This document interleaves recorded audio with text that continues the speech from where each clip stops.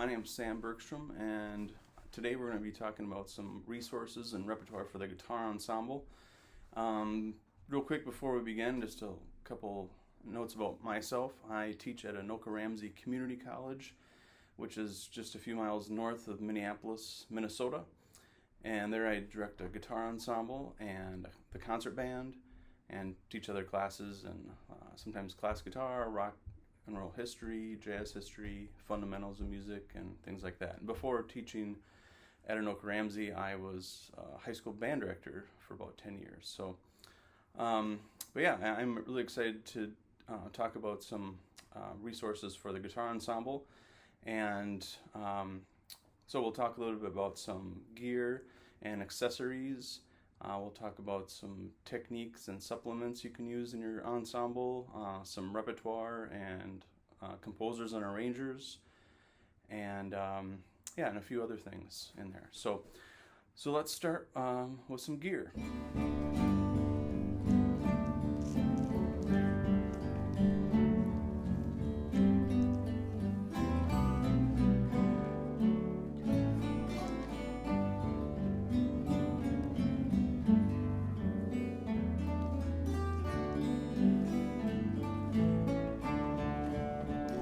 So, thinking in terms of some gear and accessories that might be helpful in your ensemble, the first thing I want to mention is just some guitars.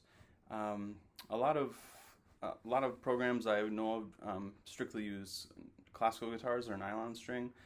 My school owns several classical guitars, but if students come in with a steel string guitar, I welcome that as well. It's kind of nice to have the different timbres and everything. But if you're mainly focused on nylon string guitars, I really have good luck with the Yamaha classical guitars. I have I have a bunch of the CG 192 and a mix of the spruce and the cedar top. So if you see an S after the 192 or whatever model, that'll be spruce, lighter blonde top, and then the C will be for cedar top, a darker reddish. And for the most part, I don't think you need to worry about which one, if it's up to you, if you want a certain color or aesthetic. But yeah, the 192s, 182s, 162s, 142s, all are great with the Yamaha classical guitars. There's a lot of other brands out there, but that's just kind of what I've had luck with. I also use acoustic bass guitars in my ensemble. I have a lot of Breedlove, which work well, but I've also have Gold Tone, and I've had experience looking at Ibanez or Fender or Takamine, and all those are pretty decent too. So if you are thinking about incorporating some basses in there, those are some acoustic basses I've had good luck with. And then, but to be honest, you could really have a student use an electric bass too. So it's kind of up to you. I like to have, depending on how many students I have playing guitar versus bass, I like to have the option to plug in the bass just to get that balance there. So if you get an acoustic bass, I highly suggest getting them with pickups. Another thing that would be really helpful, I think, in your ensemble, if you don't use these already, are these clip-on tuners. These are really nice to, especially when you have a large group of students all trying to tune at the same time. I'm sure you know how hard it is to hear. So you can, have these set so that it just picks up the pitch based on the vibration, so it doesn't matter how loud it is. And if they're pretty reasonably priced, and there's a lot of great brands out there. But if getting one per student is too much, you can always have 3 or 4 students share. And it's great to teach students how to tune their own guitars as well by ear, but like I said, it can be really difficult to tune in an ensemble situation where a lot of people are all tuning together. Plus, I think it's important for students to learn what it sounds like to play in tune before they can actually tune. So that's a little bit about that. Just a few things about some strings. there's a lot of different strings out there, almost too many to even think about mentioning, but the two brands that I've really gravitated towards were the Diodario, particularly the J45s, and then the Labella 2001, usually medium, sometimes medium hard tension. But I started using carbon strings personally on my own guitar, but also on some of my school guitars, just because they last so much longer. I think they're a little more rigid, and it takes some time getting used to, but they really last quite a bit, and they're more expensive. But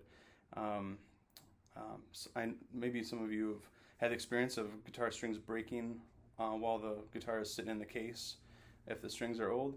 I've had some strings on a guitar for over a year with the carbon strings, and that never happened. They never broke. So they last quite a long time, and that might save you a lot of headache and time in the long run, not changing strings so often. So a couple options for you as well. So another piece of gear that might be helpful in your ensemble is footstools, and you might have experience with those fold-up footstools that are light and compact. They're pretty handy. That I use throwing in my gig bag and stuff. But for a school situation, those can get expensive. So you might want to consider another option. Really, all you need is like a block. So I think yoga blocks can work. They might get expensive as well. But what I use is just one of these. It was a 4-inch by 6-inch post, and then I just cut them up in 8-inch segments. So that way you can, the reason why I like this is you can have it sit on the ground like this and just be 4 inches for like a student's leg to raise. So if they play particularly on their right leg, with their guitar on their right leg, and they want their leg just elevated a little bit, that could work that way. Or it can be 6 inches or 8 inches. So it gives you some options. And so if you have some parent volunteers, they could cut those up and even sand them a little bit, and even paint them black or whatever color to use on stage. So so those are a couple ideas. I've seen schools use like those really big soup cans, like maybe their cafeteria would get. But the problem with that is, it's one height. So, and I don't think footstools and the amount of your leg elevates is one size fits all. So it's kind of nice to have some options. So that's a little bit about some footstool ideas. And last thing I want to kind of mention when it comes to gear and accessories was humidifiers. So if you have some decent guitars, especially with solid tops, the guitars are susceptible to cracking, and maybe climates like yours, and certainly mine in Minnesota, where it gets pretty dry and in the winter. So the best way to humidify the guitar is when you're not using it, keep it in the case and keep it closed, but also keep it humidified. So I use, there's several different humidifiers that can go in the sound hole. I like to use the Oasis humidifiers. You want to use distilled water in these, and then make sure it's sealed pretty tight, and then you just put it in the sound hole, and the strings go on either side of this, so this plastic piece on top keeps it from falling in the sound hole. So these are nice, but there's several other humidifiers that work. And then I think it's also important to have a humidifier that works in the case.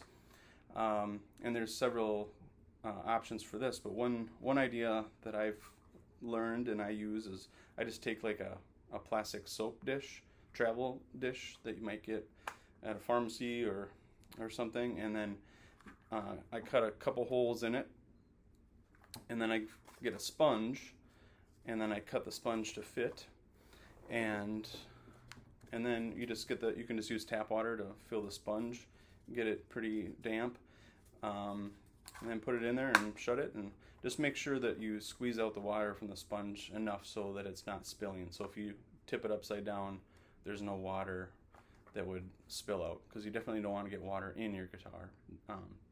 So then you can just put this in your case, and that's a great way to keep your case humidified as well. So a few options for you regarding some gear and accessories.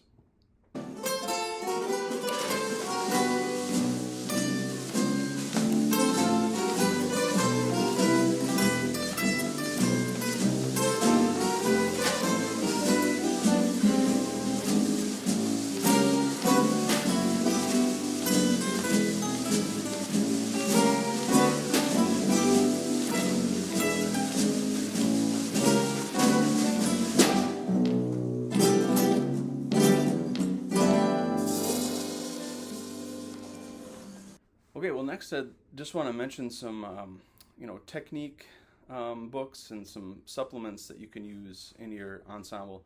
While we put a great amount of importance on repertoire, it's also important to think about what are some warm-ups we can use, and exercises and sight reading and things like that to develop those skills that will help our students, improve at the guitar and reading and the technical facility and all those things. So a few things to mention. Probably the one of the more well-known books out there for classical guitar players is Pumping Nylon by Scott Tennant, who plays in the LAGQ, the Los Angeles Guitar Quartet.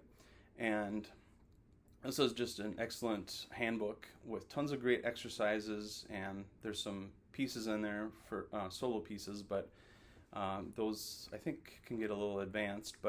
And some of the exercises might be beyond some of our students, but there's definitely a lot of exercises that could work, and I use some of them, the exercises in my ensemble, as well as just some exercises inspired by some of those. So that's a good thing to check out. And a couple other books, method books that I'd like to mention are Charles Duncan authored A Modern Approach to Classical Guitar, which is a great method. I've used the book one, and I have colleagues that use book one in their class guitar classes. And there's 3 volumes. You can also buy all 3 in one composite book. And there's some nice exercises in there, but a lot of great, resources for sight reading and things like that. So there's not a lot of ensemble things in that, but maybe some duets and some exercises to work, reading exercises to play up the neck, things like that. So that's a great one. One that I've used teaching class guitar is the Hal Leonard Guitar Method, the 2nd edition. That's by Will Schmidt, and it's again, it's a 3-volume book that you can get into one composite book, and that's not as focused in classical as the way the Charles Duncan book is, but it's definitely a great book, and it maybe jumps into chords a little bit earlier, and I think it focuses more on accompaniment, and later books get into some more popular styles and improvisation and things like that. So that's also a great book to use. And the last method book I'll mention is called Solo Guitar Playing by Frederick Node. I think that's how you maybe pronounce his name. Book 1. And I have another colleague who uses this text for his class guitar class that he teaches. And there's, again, a lot of great reading exercises and exercises in here, but what I really like about this is that at the back of the book there's about 40 pages of all ensembles, and they're varying levels, but some really kind of basic ensembles, mainly trios and quartets. So that's a good resource for not just exercises and reading exercises, but also some ensembles that you might be able to play. And then I put in, by the way, I'm kind of referencing a handout that everyone should have received, so I'm kind of going through that, so there's a little more detail in there. But I also mentioned a couple sight reading options for you. That first one's called Sight Reading for the Classical Guitar by Robert Benedict. So there's a couple different books in this. That's a pretty decent resource. And another one is called Reading Studies for Guitar, and then there's another one called Advanced Reading Studies for Guitar by William Levitt. And those are from the Berkeley series, and I think those might be a little more challenging. Right away on the first page of the first book, I think they get into like 3-note chords, sight reading exercises. So it can get a little bit advanced, but you might be able to find pieces out of there, and they do a nice job of working on reading in all the positions. So that could be a nice option for you as well.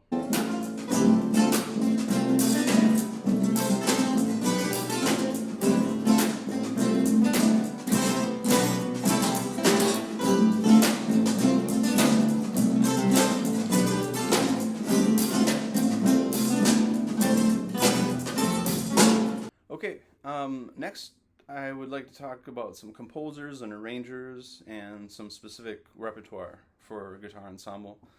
The first piece or collection of pieces I want to mention is by Randall Nye. He edited this, and I'm not sure what edition is currently out, but the one I have is 7th edition, and it's called The Guitar Ensemble, a Collection.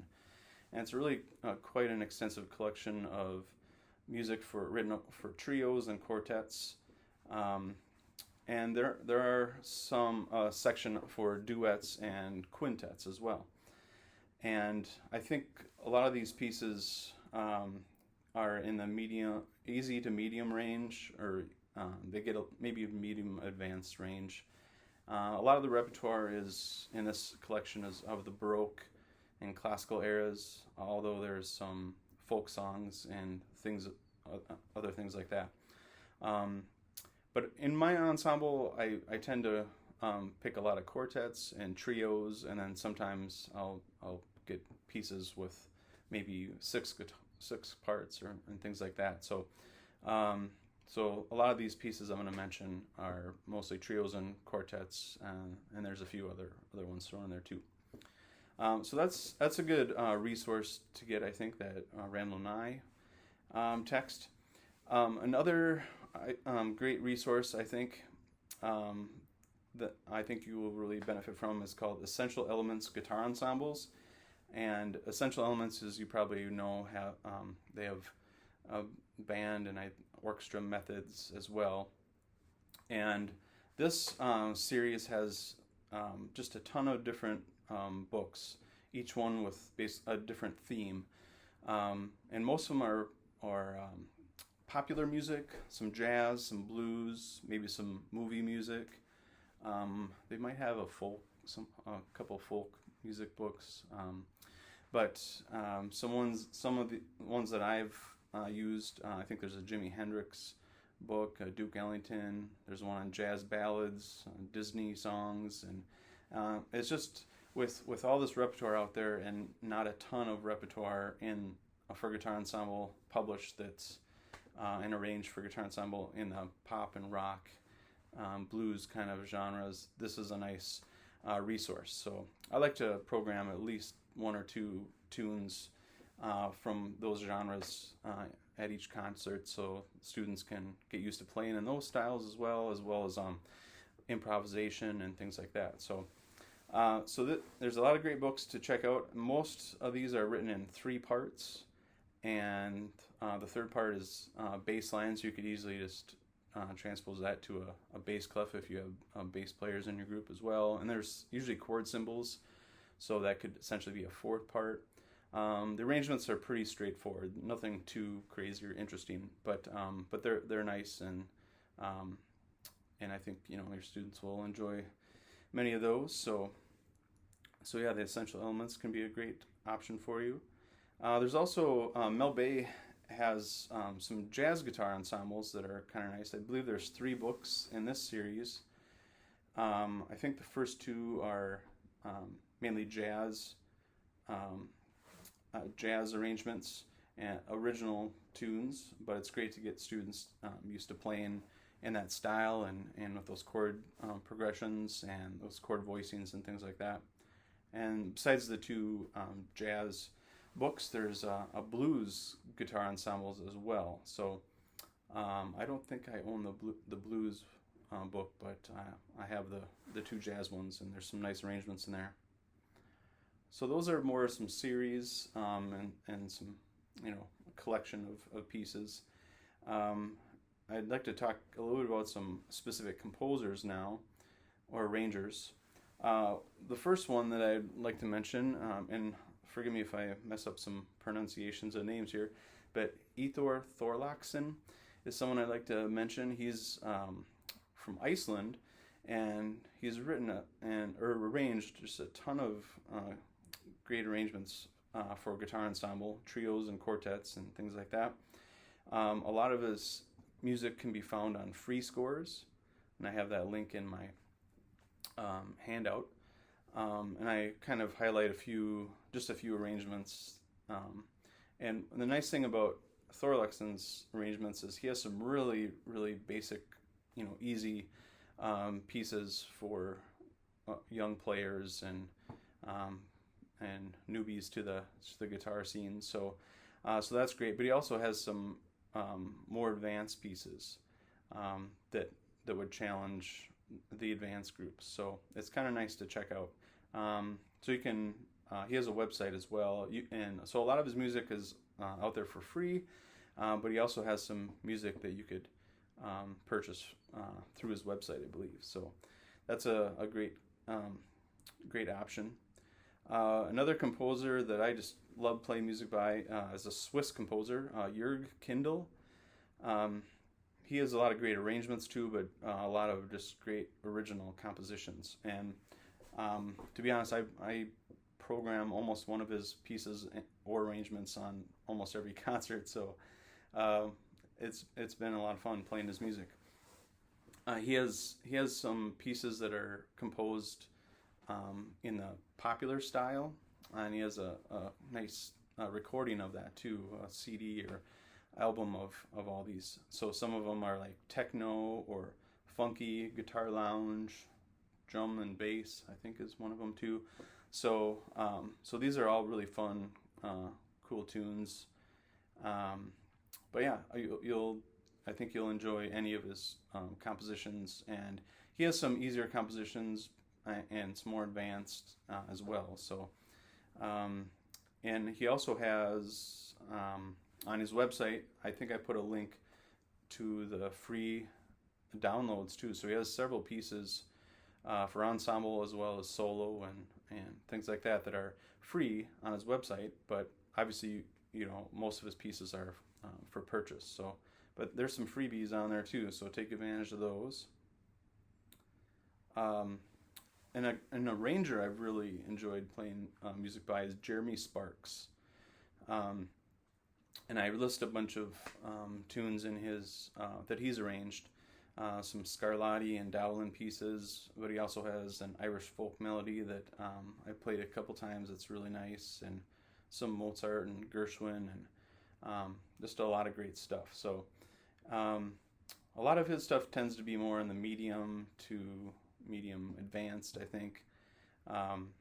So maybe not for the really young players or that don't have a lot of experience reading, things like that, but definitely check out Jeremy Sparks.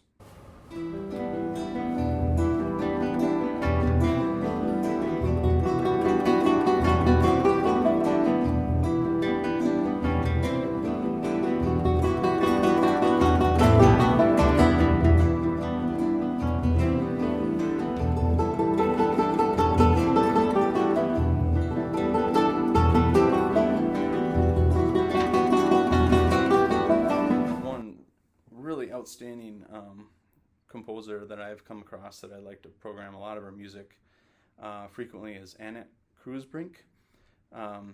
She was born in Amsterdam, and just she has a lot of great music. And one of the things I love about her music is she has some really awesome music that's written for young groups and young players, and then you can get some of the music that's quite advanced as well. So it's really nice that that composers like that you're going to find quality music, and you can find quality music for any ensemble that you may have, however young they are or more or advanced. So I put down a few of her pieces. Let the Devil Swing is one that I put on there. It's a really fun tune.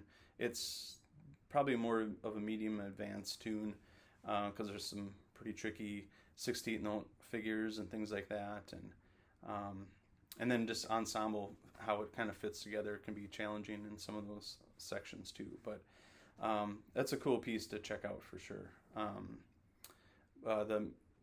The Musica Latina Facile, or easy Latin music, that's a nice piece for younger players, more easy to medium easy, and it gets them playing in some of those styles like bossa nova and tango and things like that. And I think that this piece also lends itself well if you want to repeat sections and open it up for solos, and you can do that. But that's a nice piece for younger players. Railway is another great piece written for 6 guitars, but pretty much any piece you're going to find by Annette Krisbrink, I think you're going to like. And she also gets into using kind of unorthodox techniques or extended techniques, and gets into more contemporary styles, maybe aleatoric styles and things like that as well in some of her music. So it's a nice way to introduce students to some of those extended techniques and contemporary styles. Another composer I want to mention quickly is Mark Anthony Cruz. I believe he's an English composer.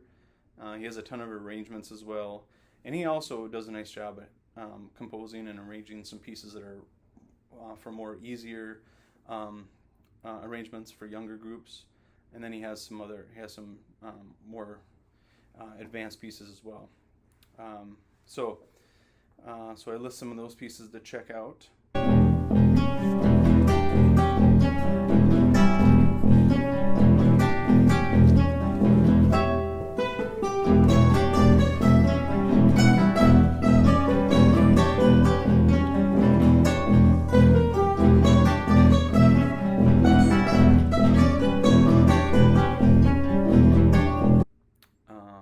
Mark Houghton, English composer. He has a lot of great pieces. I list them on there. Cafe Suite is a nice piece. Twangology is kind of a fun piece. Dance Suite for 4 guitars. So definitely check out that. Some of those pieces. Yeah, and then I'll just mention a couple other things quick. So Warner Brothers Publications 21st Century Guitar Ensemble pieces. So there's I can't remember how many pieces are out there in that series, but a couple arrangements I played: Evil Ways, the Santana piece, and then Classical Gas.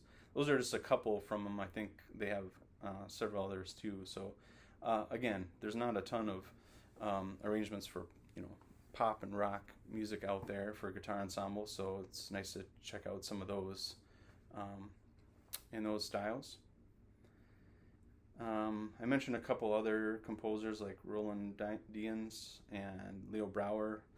They have some nice pieces, but more challenging. So if you have a pretty advanced group, maybe you want to check out some pieces by those guys. Yeah, and there's just a few other things to look at under the repertoire and composers. And I think once you find some composers and arrangers that you like, try to buy pieces by them, because you're going to get something good. But also don't be afraid to look at other people out there, because there's a lot of great undiscovered composers and arrangers out there as well. So.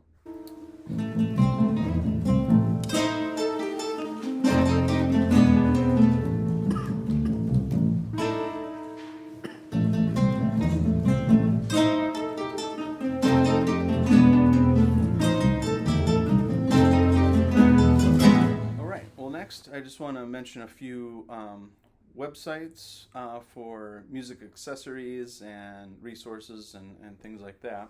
Again, all these are listed in the handout, but I just thought it'd be nice to kind of mention a few of these. The first one is Long and McQuaid. You guys are all here and you know of that company, and so I'll let them help you out with all your instrument accessory needs. And some of these other, whether they publish music, whether they sell accessories or whatever, sometimes using those websites are nice to look at, different options out there, but you can always go back to your local music store to purchase those. So keep that in mind. But I put down the Oz Doberman, I think is, you probably are aware of that. They have so many great publications for Guitar Ensemble. It's really a great website and publisher. And then there's also Guitar Solo Publications. You can it's kind of nice to search on that site too, because you can search for guitar trios or quartets or solo guitar with other instruments or guitar quintets or what, so you can search in that way. So that's a pretty good site I like to use. Strings by Mail is a great site if you want to just see how many different strings are out there, or if you want some guitar strings that are actually made of gut or something like that. They have strings for pretty much any string instrument.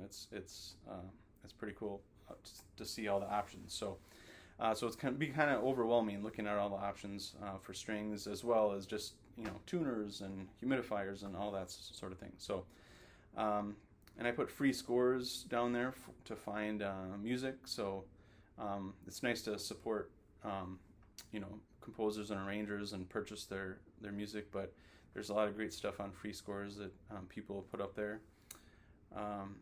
Guitar Down Under has some free arrangements of ensembles and solos.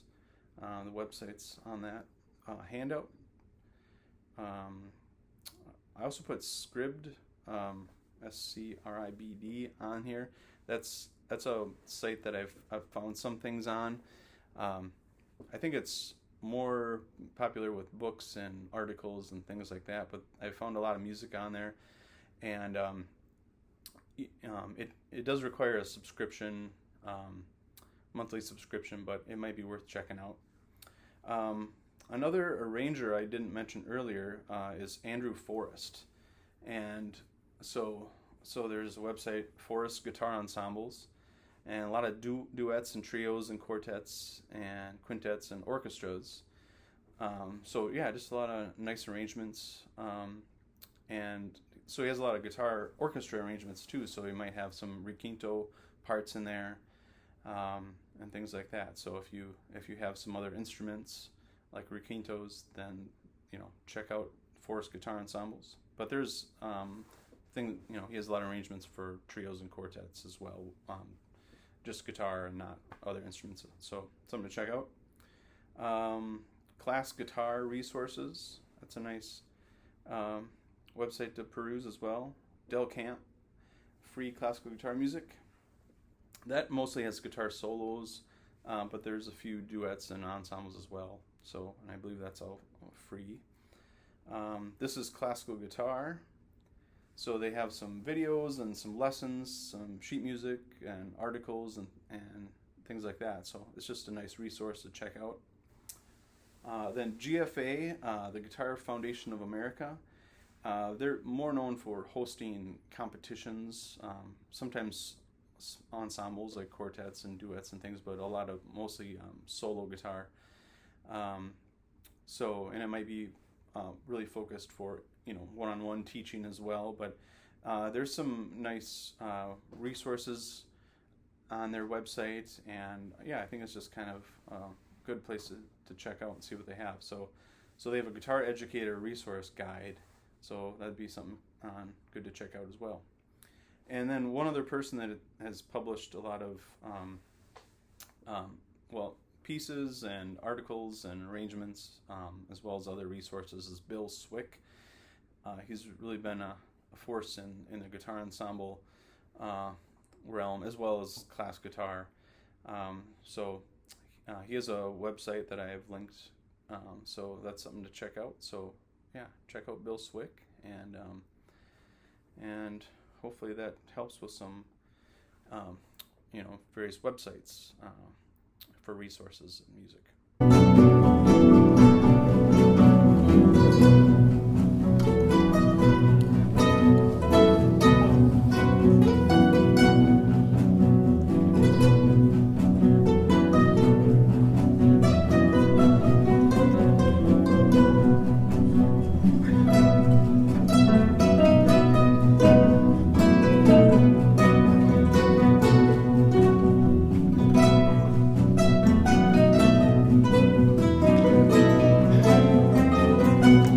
Well, next, I just wanted to offer a few of my thoughts on programming. So if you have a guitar ensemble that you program concerts and play concerts and things like that, you're probably thinking of what to program and what pieces to include and things like that, much like we all do. So some of the things that I think about is I try to include music from around the world, so not just kind of where I'm from or one spot. So I would maybe avoid playing all popular music from the United States or all Spanish music or something, but I try to mix it up to give students variety. So and it's also a great way to teach about the music and culture of those various areas. One thing I mentioned earlier with Annette Kruzbrink, and I also listed some other women composers, as trying to show students that there's a lot of people that can compose for the guitar and play the guitar. And so while you're showing examples, try to think about who's playing the guitar on that YouTube video that you're showing them. Do they all look the same, or do they, or can you, are you picking different people that might represent more of your, population of your students? So I would encourage you to think about including music by a variety of composers as well. So not just men, but women or BIPOC community and things like that. So think about those types of things as well. I also like to try to program music where students can stretch out and improvise or solo on every concert. So that could be a standard, that could be a blues tune or a rock tune, or it could be a folk tune that might lend itself well to opening up for solos. But that's something I think is important for guitarists to be able to do, is improvise in a variety of styles. And if you are arranging a piece, I've had to arrange a lot of different tunes, blues tunes and pop tunes and things like that, just because there hasn't been a ton out there for guitar ensembles. So sometimes I write them out, and sometimes we kind of just work through them in our ensemble, and then I get students involved in the creative process. So you can have them help with, okay, what should our introduction be, and what should the form be, and are we going to have solos? If so, how should we structure backgrounds? Should we have some backgrounds, much like a big band might have?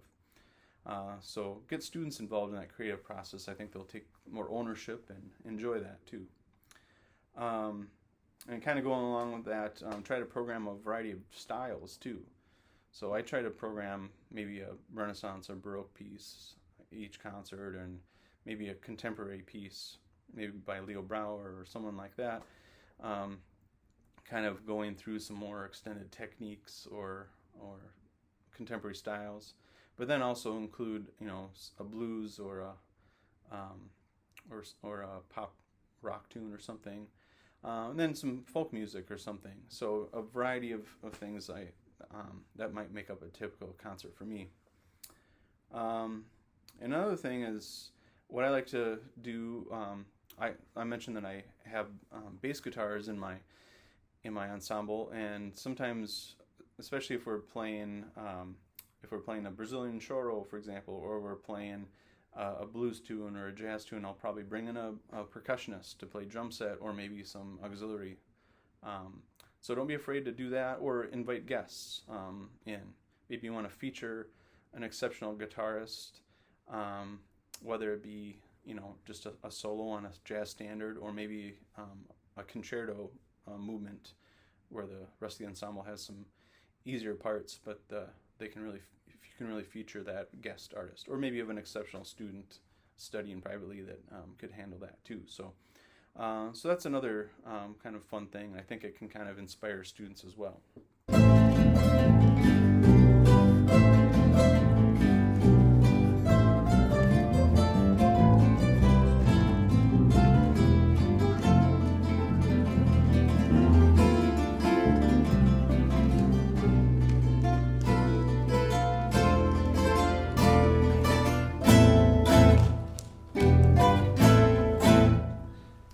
The last thing I want to talk about is just some warm-ups and exercises that I use.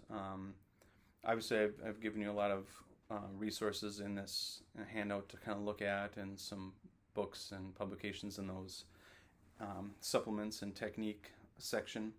But I also included a few things written out here and that I use in my ensemble. And I just wanted to kind of talk about what I use. So, first of all, I think what I try to do in each rehearsal is is to incorporate right hand and left hand exercise.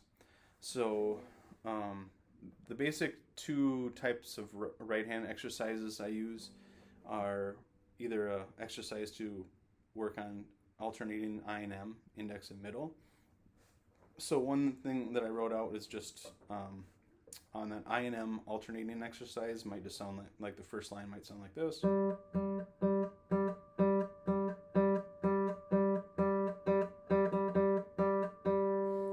And then you can repeat that, and then you can do that on other strings. You could write your own exercise, but essentially it kind of adds a couple extra sixteenths each line, and works on, and what you want to work on is really playing evenly, and each note sounds the same basically, so that you're not getting louder articulations with the index finger, for example, but you want them even, and also working on playing them pretty rhythmically even as well.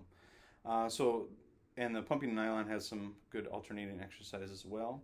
Another exercise I like to use are arpeggio exercises. So there's a ton of arpeggio exercises for the guitar. Here's this one exercise where the right hand arpeggio exercises is what it's titled in your handout. So basically your thumb just plays 6, 5, 4, 5, and repeats that. And then your fingers, I'll just play the first couple measures without any repeats. Then your fingers, I, M, A, will switch up the pattern every measure. So it'll sound something like this.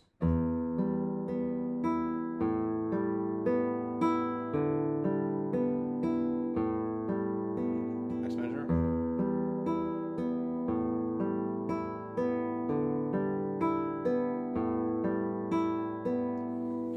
So that's just a good, it's good to work on arpeggios, because students will, you'll see that in various arpeggios within the music. So if they have, those skills and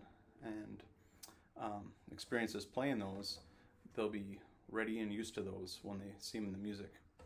So those are a couple different types of of right-hand arpeggios and exercises that I like to use. I also like to do a left-hand exercise as well. One type of exercise I like to use a lot are slurs. You can use upward or ascending slurs, like that. Or sometimes those are referred to as hammer-ons, which I kind of like the term because it kind of helps with how hard you should put that next finger down. And there's also descending or downward slurs, which sound like this.